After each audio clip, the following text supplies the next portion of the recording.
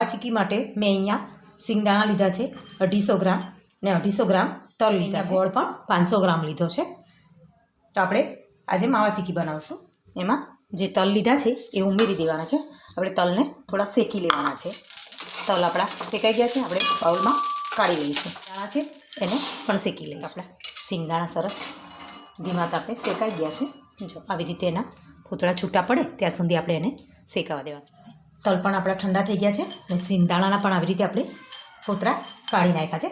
હવે આપણે મિક્સર જારમાં બંનેને પીસી લેવાનું છે દરદરું. હવે આવી રીતે આપણે દરદરું મસ્ત પીસી લીધું. 2 ચમચી મેં અહીંયા ઘી ઉમેરી ચોખ્ખું. હવે ઘી ગરમ થઈ ગયું છે. જે આપણે ગોળ લીધો છે એ ઉમેરી દઈશું. બધી રીતે આપણે એને હલાવતા રહીશું. હવે આપણું ગોળ ઓગળી ગયો છે. એમાં હું એક ઇલાયચી પાવડર નાખીશ 1 ચમચી અને ખાંડ સાથે એને અને સૂંઠનો પણ પાવડર નાખીશ. એની ફ્લેવર સારી આવે છે. અને જો હવે આપણા ગોળમાં બબલ્સ આવવા લાગ્યા છે એટલે આપણો પાયો એકદમ સરસ તૈયાર થઈ ગયો છે. તો જે બેટર છે આપણે એને અંદર ઉમેરી દેવાનું છે. હવે મિક્સ કરી લઈશું. જો બધું મિક્સ થઈ ગયું છે. ચમચી ઘી ઉમેરી દઈશ.